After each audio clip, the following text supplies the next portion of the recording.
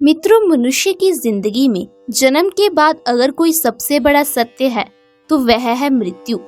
साधु हो या संत, राजा हो या फकीर, जिस किसी ने भी इस मृत्यु लोक में जन्म लिया है उसे एक ना एक दिन इसे छोड़कर जाना ही होता है।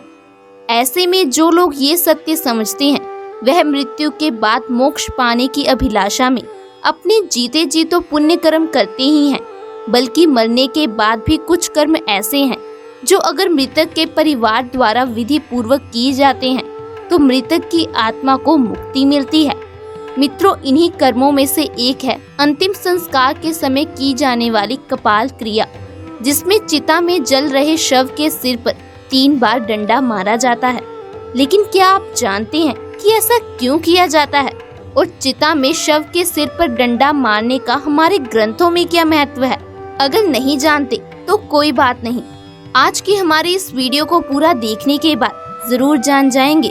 गरुड़ पुराण के धर्म कांड में मृत्यु के बाद किए जाने वाले कर्मों से जुड़ी बहुत सारी मान्यताओं का वर्णन किया गया है। इसी अध्याय में शव के कपाल पर प्रहार करने की प्रक्रिया से जुड़ी विभिन्न धार्मिक तथ्यों का व्याख्यान किया गया है। गरुड़ पुराण में मनुष्य के अंतिम संस्कार को लेकर एक निश्चित विधि विधान का वर्णन मिलता है, जिसका पालन हिंदू धर्म के किसी भी व्यक्ति के अंतिम संस्कार के समय होता ही है। गरुड़ पुराण के अनुसार मृत्यु के पश्चात अंतिम संस्कार के समय शव को मुख अग्नि दिए जाने के बाद एक बांस के डंडे पर एक लोटा बांधकर शव के सिर पर घी डाला जाता है, और ऐसा इसलिए किया जाता है ताकि अग्निदाह के समय शव का शरीर अच्छे से जल सके। इसके पीछे का एक कारण ये भी है कि मनुष्य के सिर की हड्डी बाकी अंगों की अपेक्षा ज्यादा मजबूत होती है, इसलिए उसे अग्नि में अच्छी तरह नष्ट करने के उद्देश्य से मृतक की खोपड़ी पर घी डाला जाता है। अब प्रश्न ये उठता है कि शव के कपाल को पूरी तरह से नष्ट करना क्यों आवश्यक है? वास्तव में इसे करने के पीछे का कारण भी गरुड़ पुराण में वर्णित है, जिसके अनुसार शव की खोपड़ी अग्निदाह के पश्चात अनजली रह जाती है, तब मृतक के अगले जन्म में उसका विकास पूर्ण रूप से नहीं हो पाता और वह अविकसित ही रह जाता है। इसके अलावा एक धारणा ये भी है कि अगर कपाल क्रिया ना की जाए तो मृतक के प्राण पूर्ण रूप से स्वतंत्र नहीं होते और उसके नए जन्म के मार्ग में बाधा उत्पन्न हो जाती है, जो कि उसके प्रियजन बिल्कुल भी नहीं चाहेंगे। इसीलिए शव के परिवार द्वारा अंतिम संस्कार के किसी भी प्रक्रिया में ढील नहीं दी जाती।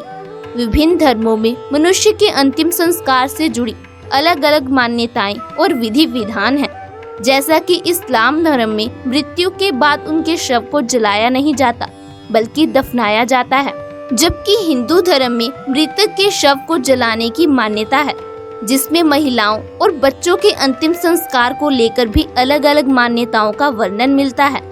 चलिए अब आपको बताते हैं कि ऐसी कौन सी मान्यताएं हैं जिसका पालन करने हेतु मनुष्य की मृत्यु के उपरांत शव के कपाल अर्थात सिर पर डंडे से ये प्रहार किए जाते हैं।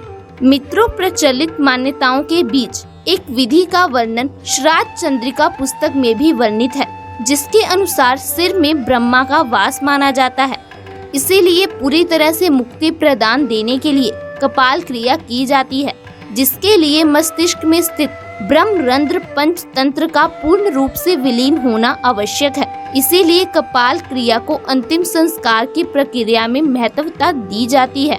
इसके अतिरिक्त आपने ये भी सुना होगा कि कुछ अघोरी और तांत्रिक कपाल का उपयोग अपनी तंत्र विद्या और सिद्धियां प्राप्त करने के लिए करते हैं। यदि ऐसा उनके प्रियजन के कपाल के साथ किया जाए तो मृत्यु के बाद मृतक के लिए मोक्ष प्राप्ति की प्रक्रिया असंभव हो जाएगी। इस कारण भी कपाल क्रिया करना आवश्यक हो जाता है। कपाल क्रिया को समझने के लिए हमें शरीर और इसमें मौजूद 7 चक्रों से जुड़े पहलुओं को जानना भी आवश्यक है, जिसमें मूलाधार चक्र, स्वाधिष्ठान, मणिपुर, अनाहत, विशुद्धि, आज्ञा चक्र और सहस्त्रात्र चक्र शामिल है। इनमें से सहस्त्रात्र चक्र को कपाल क्रिया से सीधा जुड़ा हुआ माना जा सकता है। सहस्त्रात्र अर्थात मस्तिष्क का मध्य भाग। इससे आप इस तरह भी समझ सकते हैं, यह मस्तिष्क का वह हिस्सा होता है जहां चोटी रखी जाती है। यदि व्यक्ति यम नियम का पालन करते हुए यहाँ पहुँच गया है तो वह आनंदमय शरीर में स्थित हो गया है। ऐसे व्यक्ति को संसार और सिद्धियों से कोई मतलब नहीं रहता। इस चक्र को जागृत करने के लिए लगातार ध्यान की आवश्यकता होती है। मूलाधार से होते हुए सहस्त्रार तक पहुंचा जा सकता है। शरीर की संरचना में इस स्थान पर अनेक महत्वपूर्ण विद्युतीय और जैविक विद्युतियों का मेल होता है। इसे मोक्ष का दरबार भी माना गया है। वास्तव में धर्म शास्त्रों के अनुसार जब मनुष्य की मृत्यु होती है तब हमारी आत्मा उस चक्र से शरीर को छोड़ती है जिस चक्र के आसपास हमारा संपूर्ण जीवन व्यतीत हुआ हो। सहस्त्रार से आत्मा के निकास को मोक्ष प्राप्ति माना गया है। सहस्त्रार से जब आत्मा निकलती है तो वह कभी कभार मस्तिष्क को फोड़कर निकलती है। मित्रों, यह जरूरी नहीं कि सहस्त्रार चक्र को जागृत करने वाले हर व्यक्ति की आत्मा मस्तिष्क को फोड़कर ही बाहर निकले, मगर ऐसा कभी कभी होता है।